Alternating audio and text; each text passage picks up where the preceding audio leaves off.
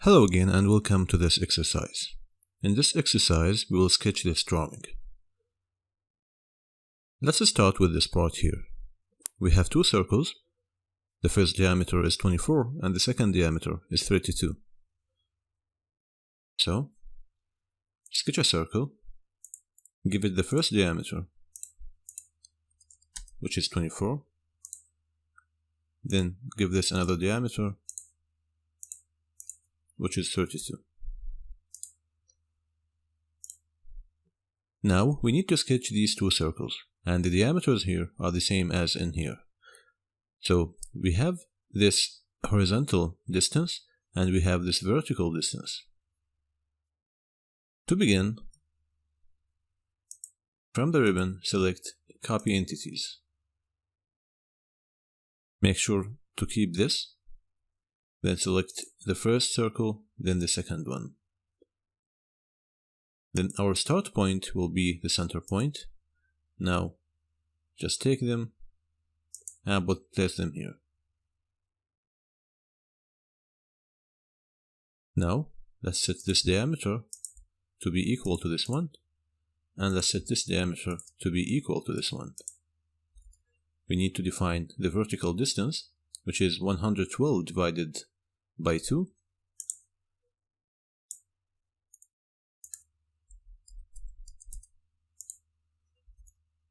And this distance is 41.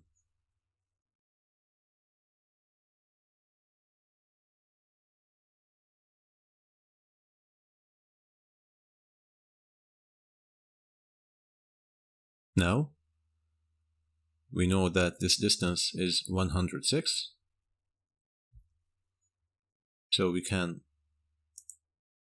copy entities again, select these, and select the center point, and drag it up to here. Now set the relations again.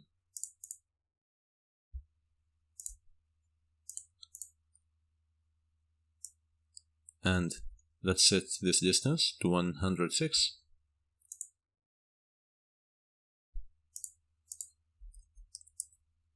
And make sure that this center line is horizontal to this center line.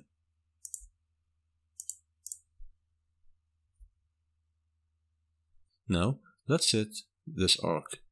The radius is 50. The fastest way is to draw a perimeter circle, something like this, then trim it, and set this to 50. For now, let's drag these here.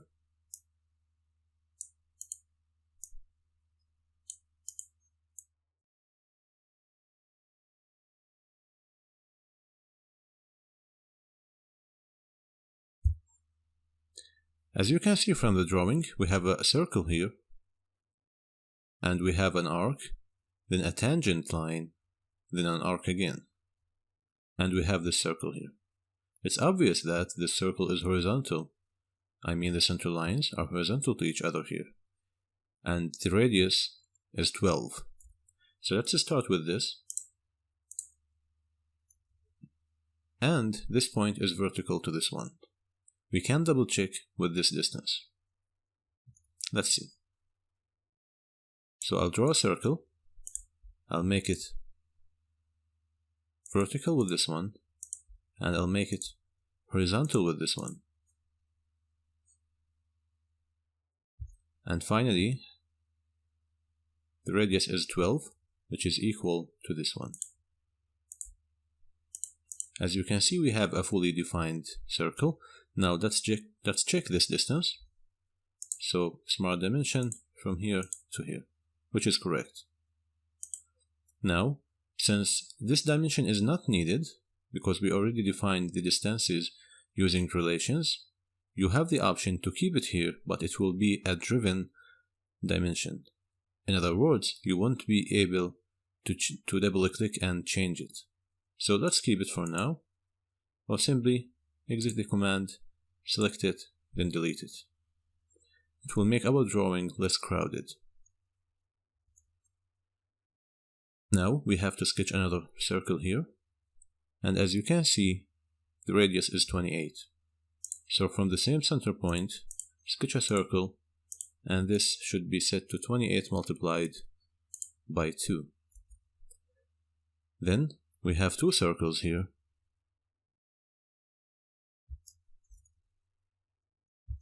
Let's sketch them. 1, 2. The first radius is 6 and the other radius is 10.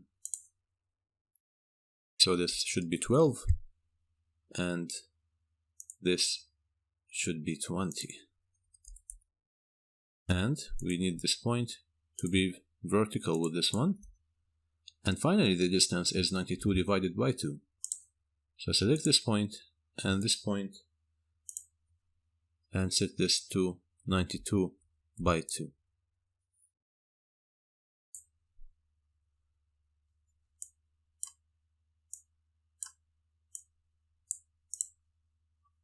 Now draw a center line from this point to this point.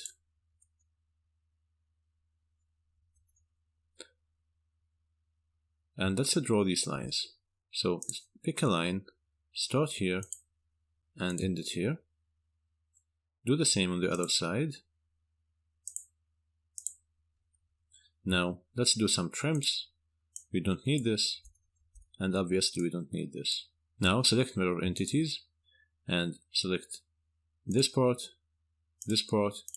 and these two lines, and mirror them about this line, like this. Now trim the rest. We don't need this part. And here we don't need these, and these, and this. As you can see, we have a part that is not a fully defined part now, which is this circle. Let's try to see what's the problem now. The thing is that we don't have a diameter. In this case, we need a radius to be more specific. So let's set this relation again. Now it's fully defined. Now the whole upper part can be mirrored now to be here. So select mirror again. Select these. Then mirror them about this line.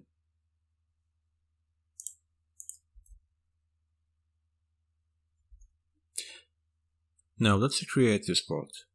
As you can see, this part is 50 units diameter, and its center lies here, in the middle between these 2 points. So now,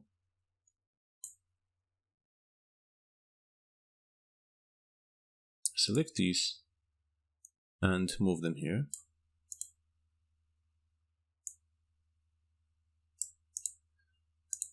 Draw a center line between these 2 circles, and draw a circle and snap until you get the midpoint symbol. As you can see, this symbol means coincident and this one means midpoint, so you should snap until you get this one.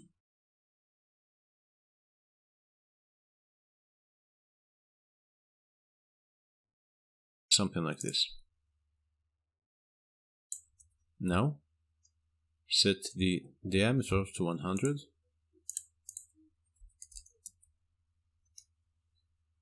and sketch a 3-point circle. 1, 2, and something like this. Then trim it, and as you can see here, we have this radius of 20. So set this radius to 20 units.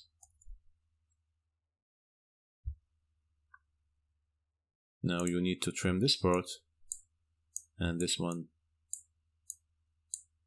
and this. Now simply mirror this part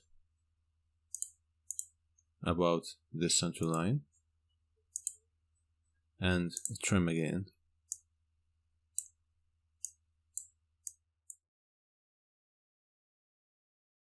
We no longer need this or this.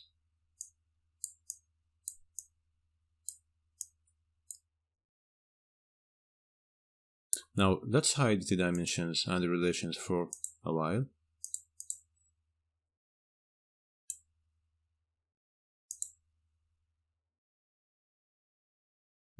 as you can see, we're almost done. We still need to create this part and to mirror this part. So now, only show the dimensions.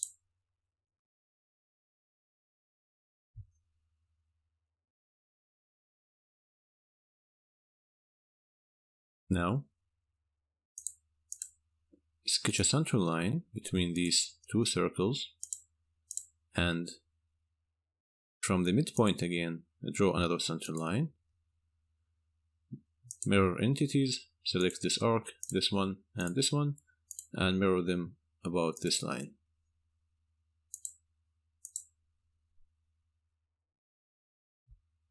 Now, we need to create this part here. And as you can see, its center point lies here. So we have a radius of 32. So, sketch a center point arc from here, then start here, and end it somewhere here. Now the radius is 32, so set this radius to 32, and we have a fully defined arc. The last part of the drawing is this part, which is something very close to a straight slot. So, select straight slot from the ribbon, snap to the midpoint here,